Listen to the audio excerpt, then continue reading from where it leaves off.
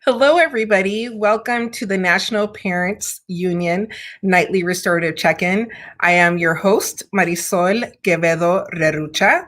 I am the mother of Camerina, Emilia, and Sofia, three girls. I am the daughter to Irma and Abran, who are fortunately still with us on this side of the spiritual plane. I am the grandmother to Isabela Luna, who is 4 years old, Cynthia Iliana, who will soon be 8 months old, and also a grandson coming into the world in February. And I am the very proud granddaughter of Camerina, Alejandro, Francisco, and Carmen, all Mexican immigrants who made their way to the United States. And two of whom settled here in San Diego. And so I'm a third, would that make me a third generation San Diegan? I'm very proud to be so. And so thank you for that moment to introduce myself in that way. As I've shared before, it's so important for me to speak the names of my loved ones in my family because I know that my voice is not just my own, but my voice includes them and their experiences and their hopes and their dreams and their prayers. Just like my voice carries the hopes and dreams and prayers for my grandchildren and for our future generations. So today is Monday, November 9th, 2020. There's some important dates that I want to go through with you and some important information before we do our breathing technique. So first of all, I know that there's a lot of energy and excitement around the results of our presidential election. There are different steps that need to happen before each step of the election process. So please excuse me if I get any of them wrong, but I want you to know the dates. So December 8th is the day that if there's any issues or any court issues, they need to be wrapped up by December 8th.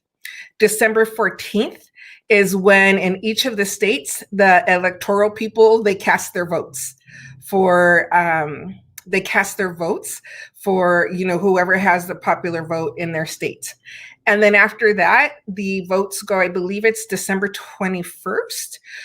The votes go to the Senate, and the vice president is the speaker or the speaker of something.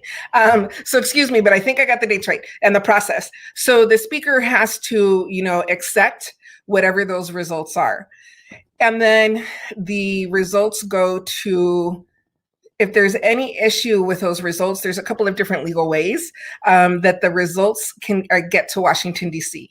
And then the 20th of January is the inauguration. So I just wanted to put those dates out there for you. December 8th, December 14th, December 21st, I believe it is. I'll check on that and report on it next week. And then January 20th, which is the inauguration. Just really important things for us to be on the lookout for.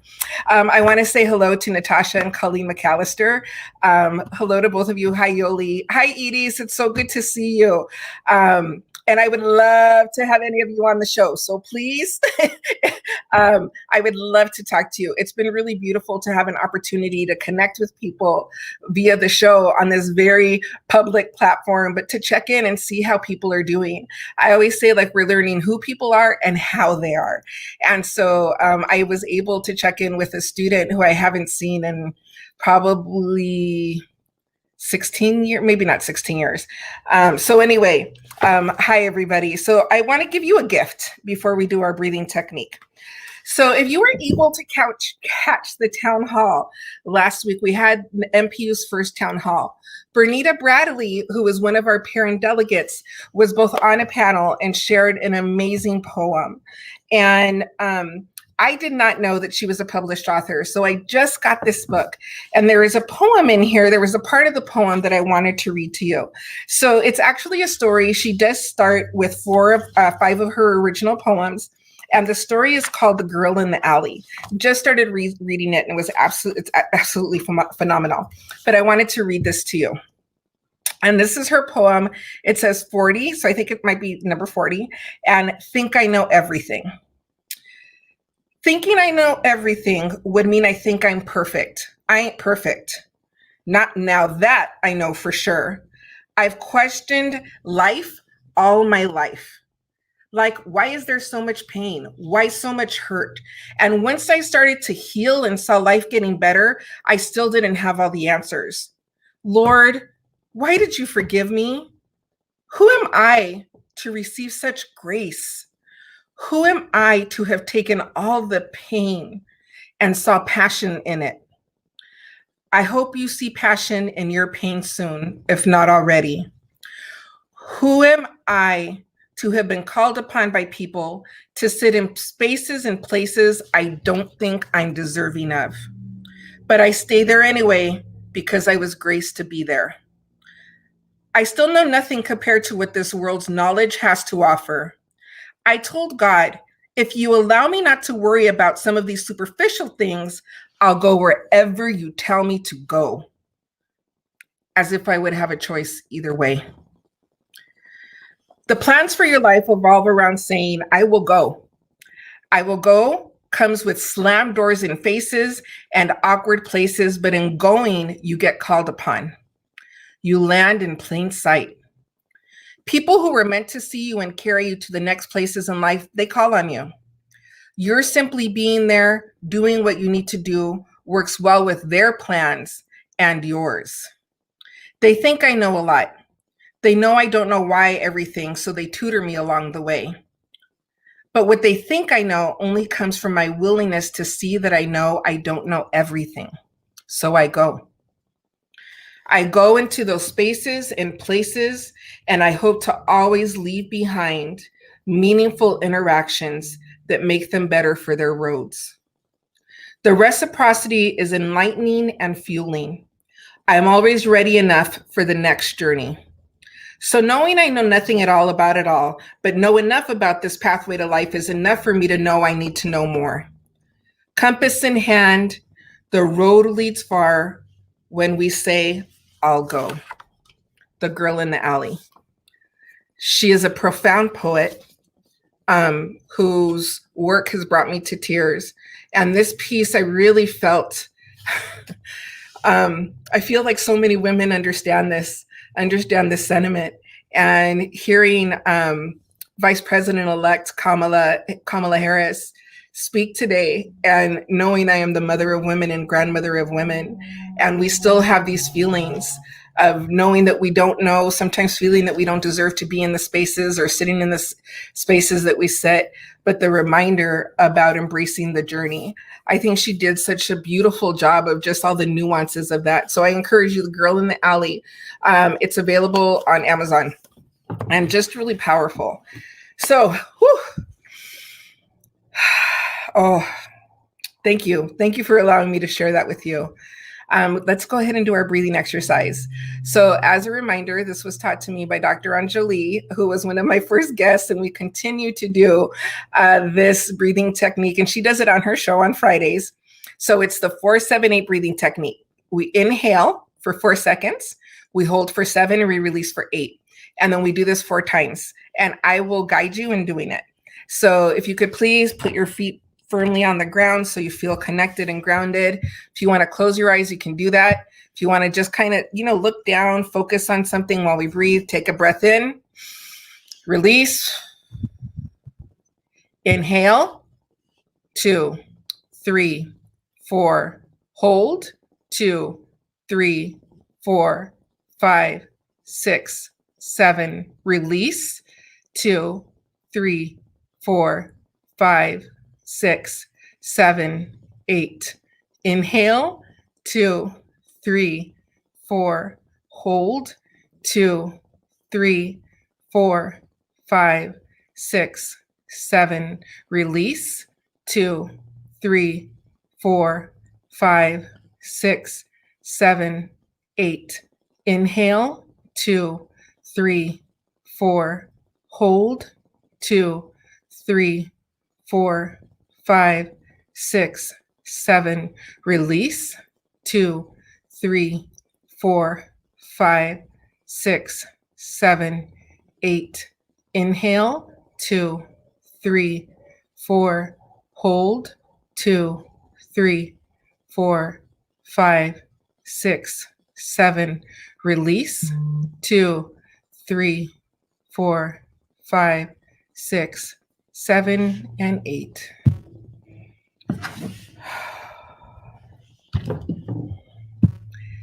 Okay. Thank you. Thank you for breathing with me. And I hope that you feel centered and grounded. Again, you can use that technique to really relax you. You can use it to transition. I know Dr. Anjali shared that she uses it when she's changing from activity to activity. And actually, last week we were doing a training with our delegates. And in the introduction of the training, I went ahead and I did the technique just to prep them for that space. So I encourage you to do that technique anytime that you like. It's really helpful.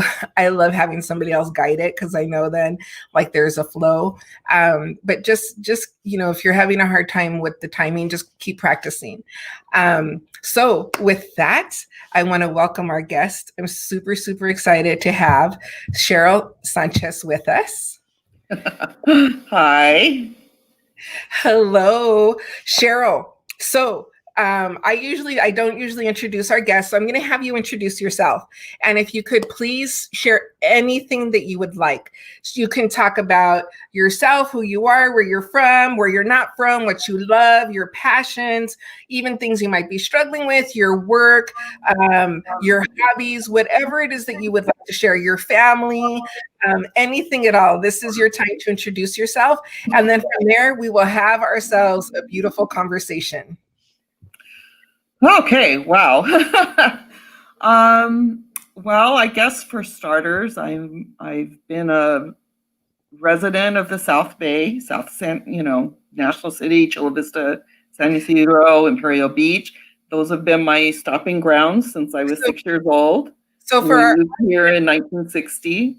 So for our audience, we have a national audience, and so they don't know where I am talking about. Well, I think it's just important to say, like, that part of San Diego is a very brown Latino part of San Diego.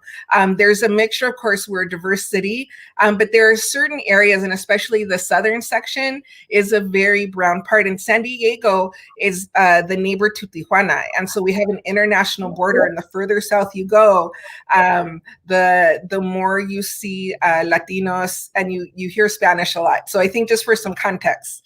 Thank you. Yes, and I can actually see Tijuana from my driveway, the lights. So I'm the proud mother of one biological daughter. Her name is Citlali.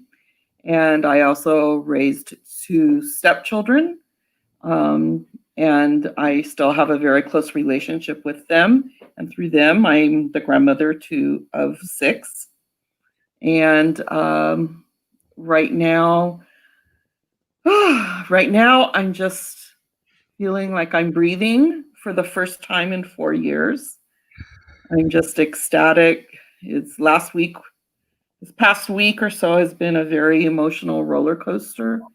And I'm just really happy that we used our democratic process to vote in a change. And I'm especially happy about the prospect of Georgia being blue, because I am first generation out of the South. So, my cousins that still live in the South, we are just jumping up and down for joy, because it's been really a lifelong endeavor to make changes in regards to racism and just all the stuff that's been going on, and especially in the last few years. So I'm very happy about that, and I'm really happy and proud of family and friends in New Mexico, Arizona, and Nevada that helped turn them blue as well. It's just, I think when those results were announced, I just broke out in tears and got cold chills. So I'm just really happy right now. Thank you. Thank you so much for sharing with us.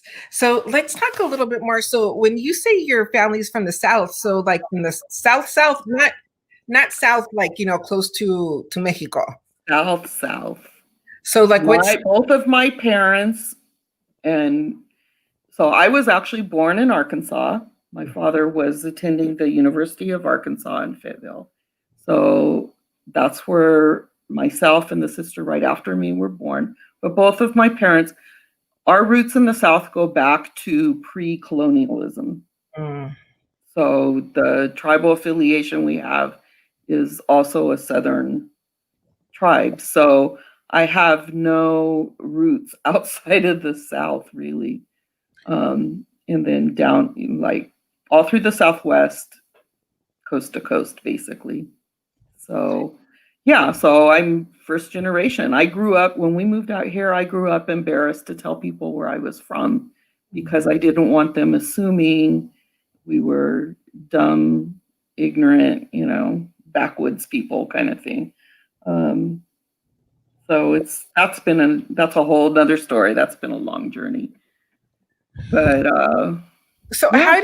how did you get here from Arkansas? How did you So, make that decision? my dad was a teacher, and so so I'm really going to tell on myself. Okay, I was born on May 17th, 1954. So now you know how old I am. That was the day of the Brown Act. Thurgood Marshall won the Supreme Court case of the Board of Education. And my father missed my birth because he was at a civil rights rally at the college. And so the moment of my birth, my dad took as an omen, and it really influenced my entire life and the work I've chosen to do during my life and my career. But, the KKK threatened to burn our house down. They burned my babysitter's house down. And at a certain point, my dad said, I don't want my kids being brought up in this. So from there, we moved to New Mexico, and we were there for a few years. And then he heard that teachers in California made more money. So we followed the money. He piled us in the 64 Chevy, and out we came. And we landed in Chula Vista and been here ever since. So this is why I love this time, because it gives us the opportunity to talk and learn things about, and to learn something about somebody that I've known for many, many, many years of my life since I was a little girl. Yes. And to really just take this moment to talk and learn about you. And I never knew this about your father, even that you were born in Arkansas.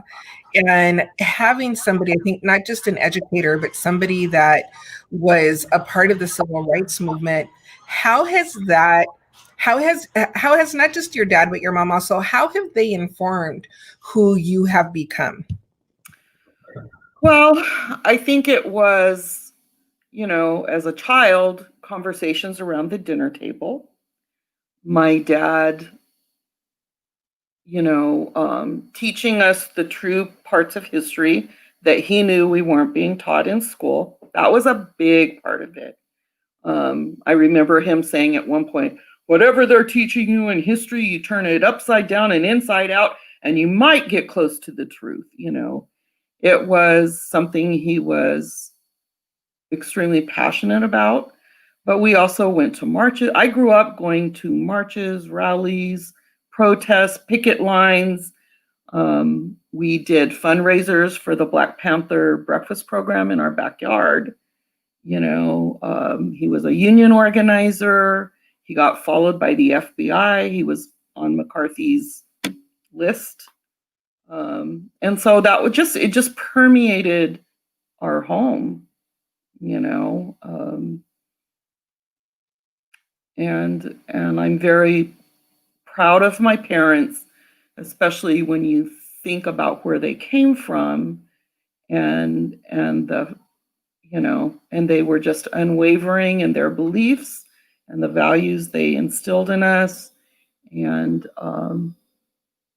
till the day my dad died, he was fighting for, civil rights, equal rights, you name it. And so it did inform me. It informed everything. And then when I went to college, I deliberately chose to go to what was then referred to as Third College, which the students, we called it Lumumba Zapata at UCSD. and which is now Thurgood Marshall. But I chose that deliberately because it was centered around community activism and things like that. So we would go to class and then we would pile in somebody's car and go to a picket line, you know.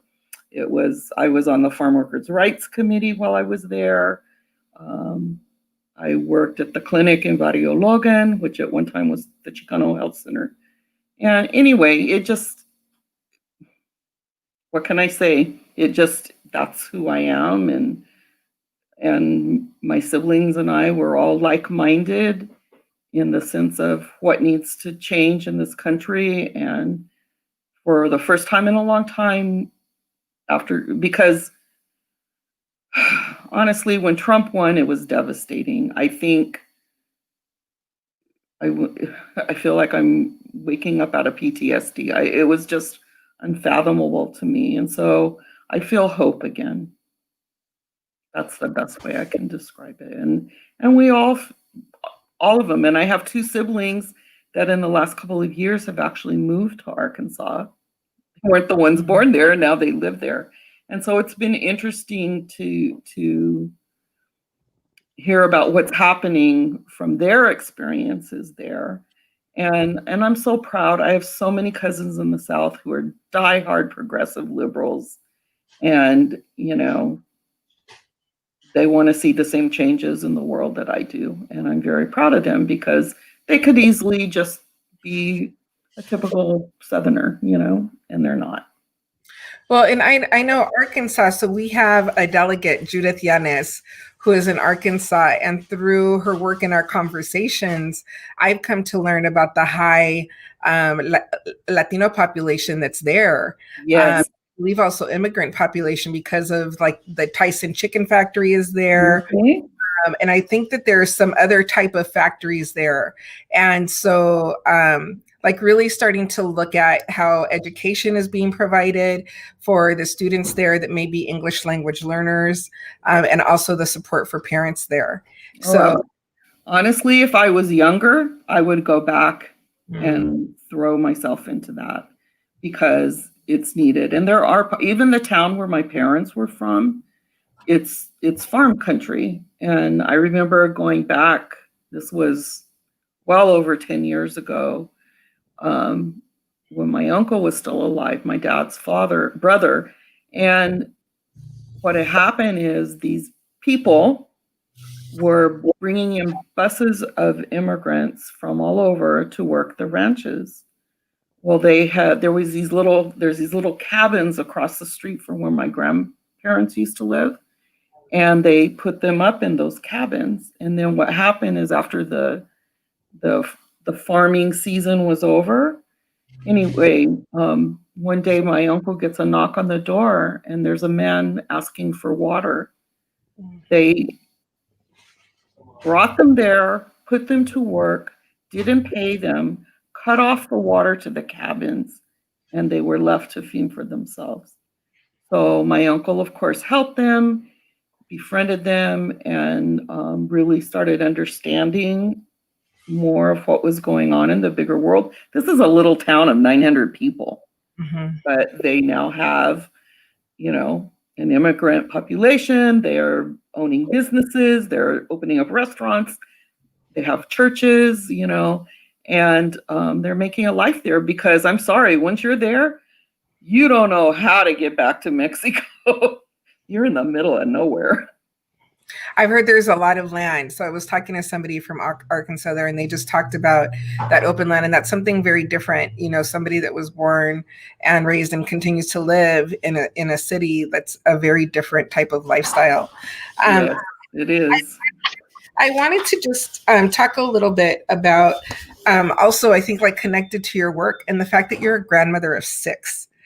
And, you know, I think about my grandbabies, and I think about this work and the opportunities and the spaces that I'm able to be in, and how, you know, one of my prayers and one of my hopes is that I'm able to, the work that I do, kind of like the poem that what Bernita had talked about, right? That like the spaces that I'm in, that my voice makes a difference, and it makes a difference not just for myself and the immediate or my children, but for my grandchildren and all of those future generations. So I'm wondering if you've had that experience as a grandmother and as a mom.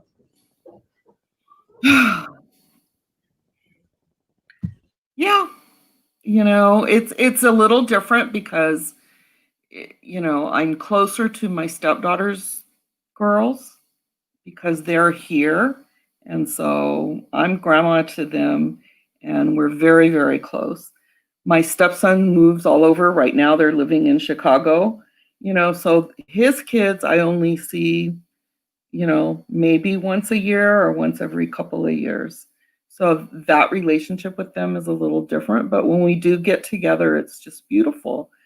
And, and honestly, there's so many children in my life. Being a teacher, and before I was a teacher, I worked for a girls club and boys and girls club. And so my whole career has been involved with youth. And so I have wonderful relationships with former students and then all my friends' kids, so I'm Tia and Titi and all kinds of stuff. And just, I think, I don't know if I'm answering your question correctly, but for me, it's just having those relationships and connections, whether they're blood or chosen, it just enriches our lives. And I think it's kept me young, and I love it. I just love it.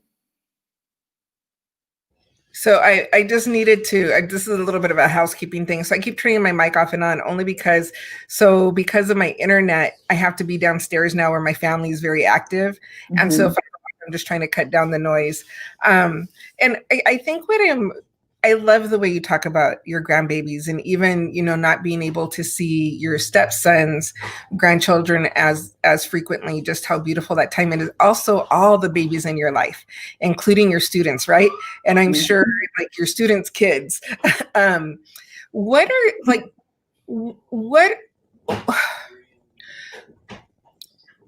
is your hope for our future generations?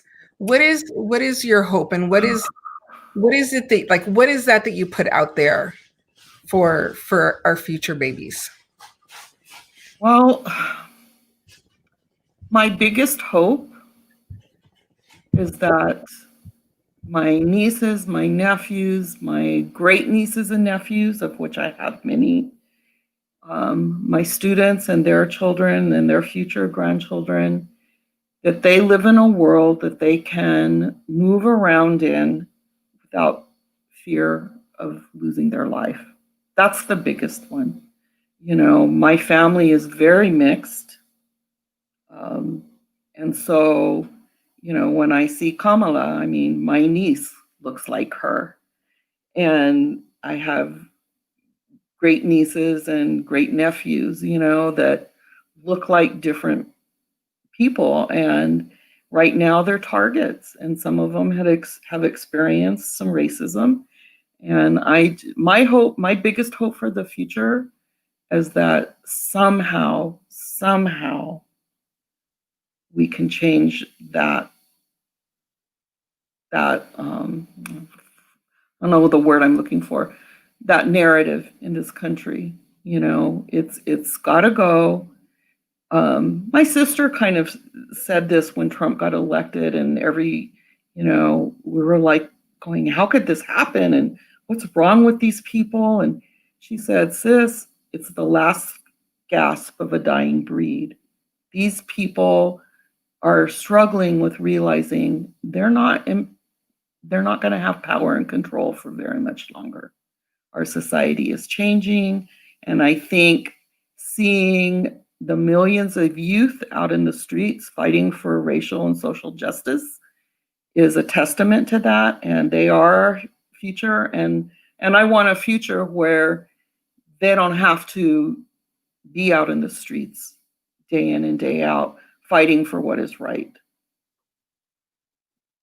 I was having a conversation with my comadre today, and we were just talking about everything that's happening. And the reason why I know the dates, those important election dates, is because I looked them up and read through through all of that. But one of the things that we just was so clear to me is that we are living history, right? Yes, Like we're living absolutely. what's in the history books. And I think, there's a part of us that in our families, like we're building the family stories, right? Like once we have either whatever children it is that we have in our life that love us and that we love, we're going to become part of their narrative and their family story.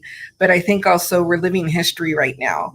And it can just be uncomfortable because there's the unknown, right? But history, I think and part of what your dad had taught you, of like questioning and like what you're being taught is not the exact. I think like, I'm grateful for all of the resources that we have now that shed a little bit more truth to what history really was, so that we can continue to learn from it. And I think just continue to live it right in the best way possible. Yes. One of the books I've been reading during my COVID quarantine time is called The Half That's Never Been Told. Mm. And it was recommended to me by one of my former students who is now an AP US history teacher. And anyway, but it is the story of our country, but it's all the information that's been left out of history books. Is it similar to like Howard Zinn's work, The People's History of the United States, which is just like that different view of like the different perspective of history? Excuse me, somebody's knocking on my door. Lolly? I don't know.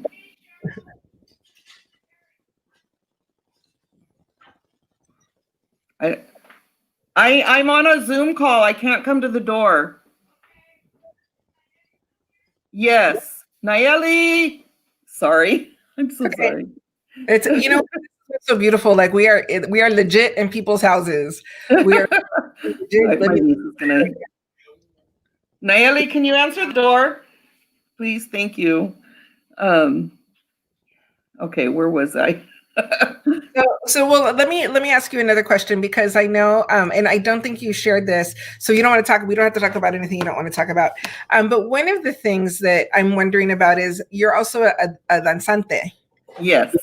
And so, if you feel, could you talk to us about that, like what that means and the story of how you made the decision, or maybe you didn't make the decision, you just knew that it was something you needed to do.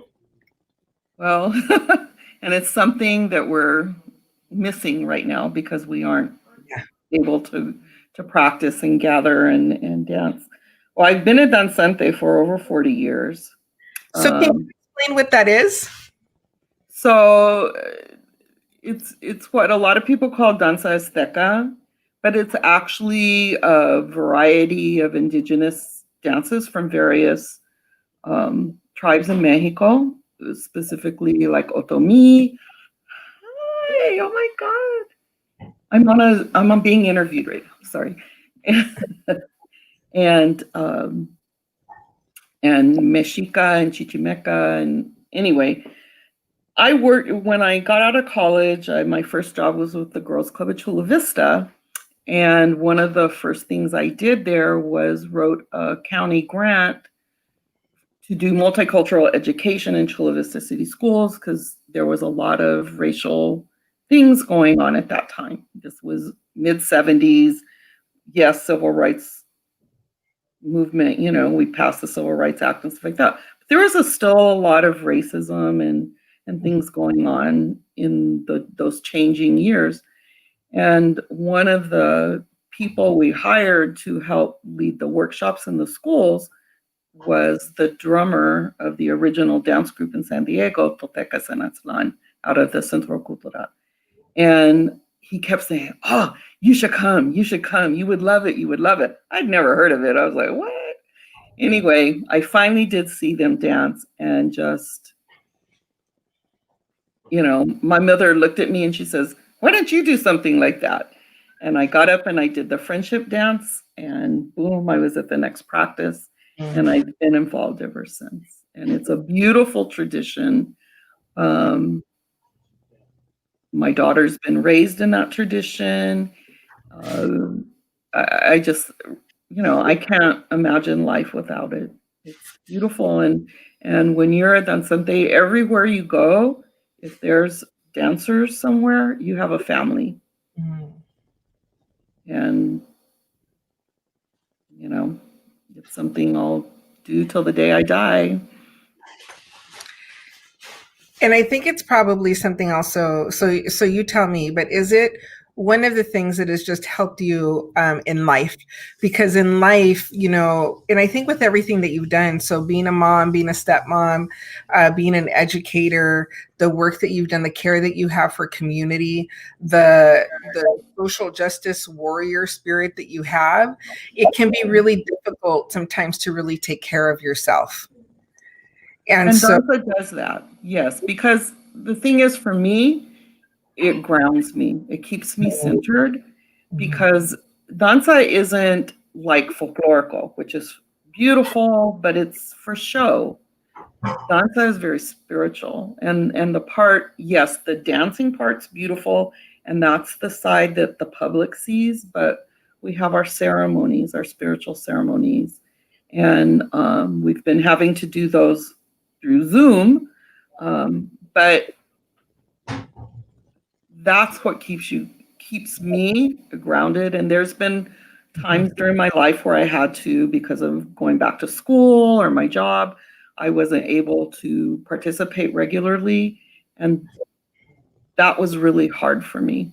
And when I was finally able to come back after a few years hiatus, it was like, oh my God, thank you, you know. And I don't ever want to be away from it like that again, because like I said, it keeps me, I'm a very spiritual person, and it's the biggest part of my spirituality. Well, and I think like the ballet folklorico is also very beautiful, and it's very, there's different the outfits and the dances and the music, the different states, regions, different states of Mexico. And I think it's a very cultural. Danza, and from what I've seen, it's a part of ceremony as well. So yes, there's beautiful, everything has a meaning in danza, in a deeper spiritual connection, including every dance. I'm sorry. What we are taught is every dance is a prayer. There is a meaning behind every dance. And what the elders tell us, of which I'm now considered an elder, but whatever, is at one time, every paso, every step was a different part of a prayer. And we don't know the meanings of those for so long because, of course, you know, 500 years of plus years, a lot of that knowledge got lost. But when we're dancing, we're praying.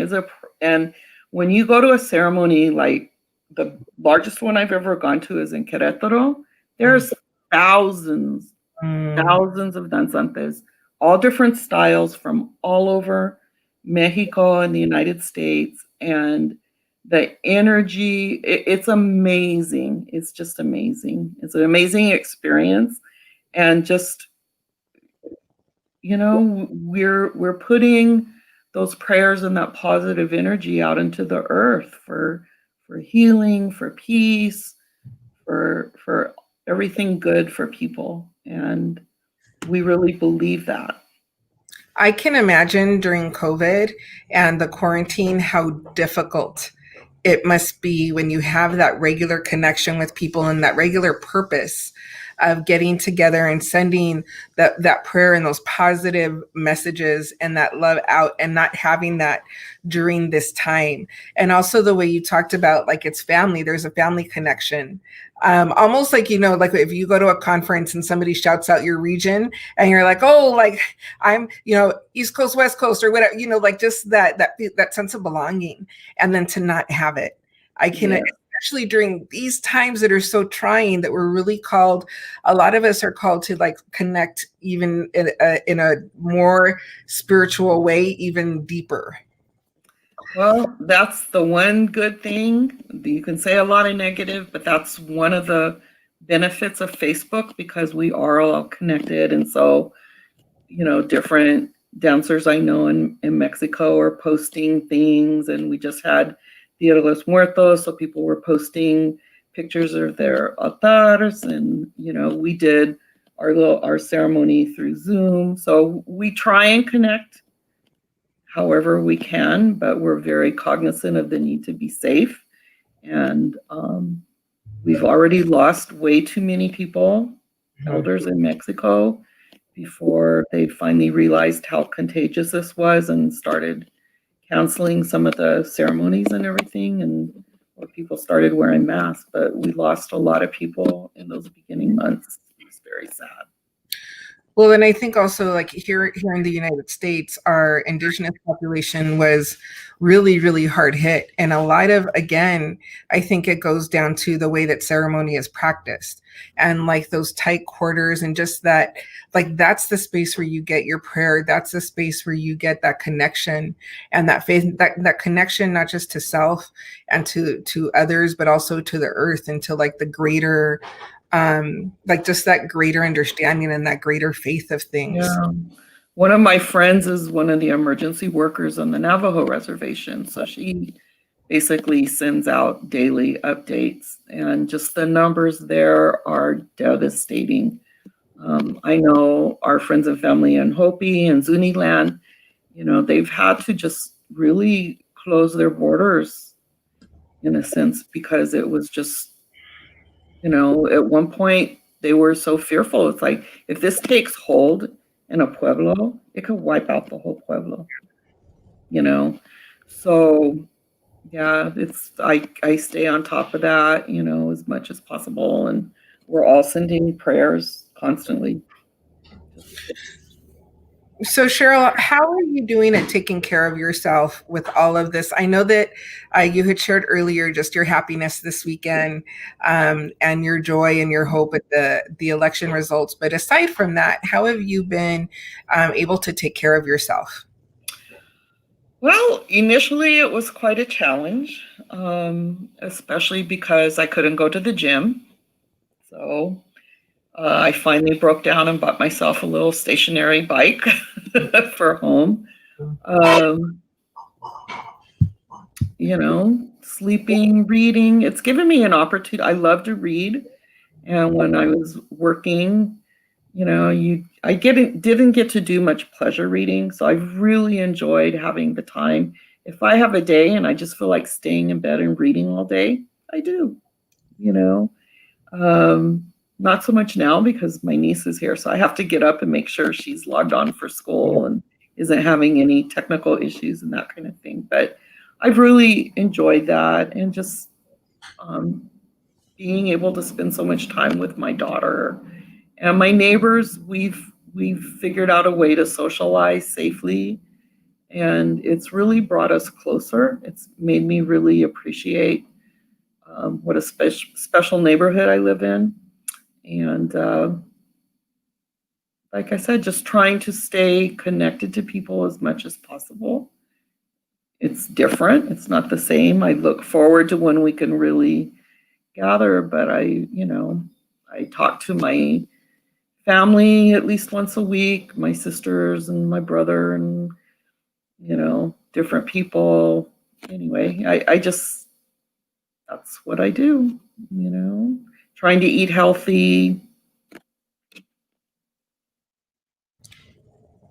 And how are things going for the young people in your life? So I know your daughter's an adult. But she's a young adult. Well, she's 30. She turned 30 in the middle of. Well, young. I thought have her big 30. Baby, she's a baby. I know. What's she doing? And also having your niece is a teenager who's living with you, correct? Yeah, she's 15. So how are they doing with all of the happenings in the world? It's hard. I mean, when you're young, you're extremely social. I think that's the hardest on them, is not getting to see all their friends like they would like.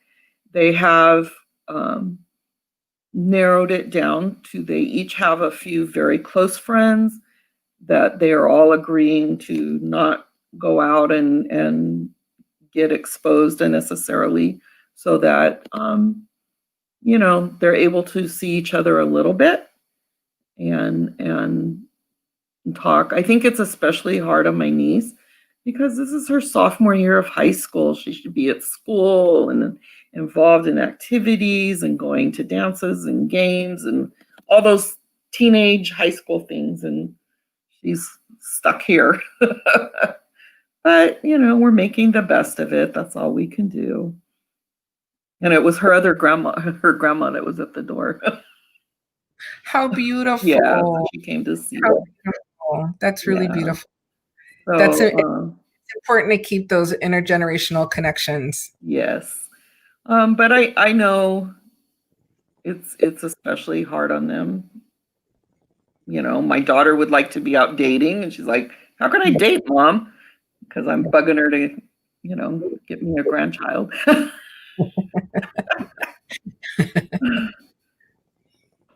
But yeah, and we're trying to get out and take walks when the weather's nice and things like that.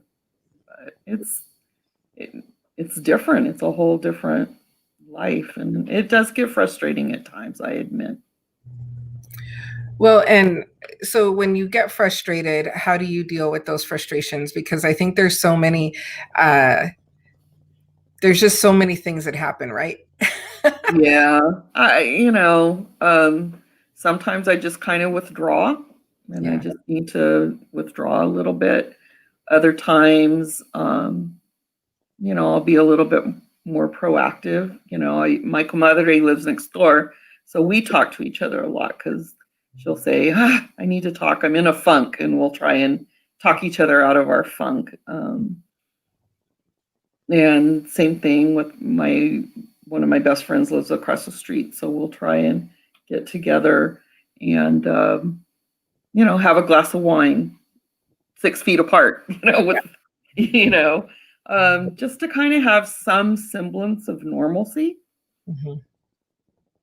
I think that that's really important. And I think figuring out that way to be able to see and have those exchanges and interactions with your people are so critical, because we don't want to get too caught into isolation or too caught, away from the people that are important to us and outside of our house. So I'm glad that you're able to do that. So Cheryl, I think our time has come up. So okay. So fast. Thank you so much. Yes, you did. Thank you so much for being with us. Thank you for inviting me.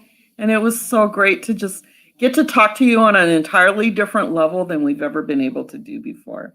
Yeah, I really, I thank you so much for sharing the story of your family and sharing your parents with us. And also, it's almost like your origin story.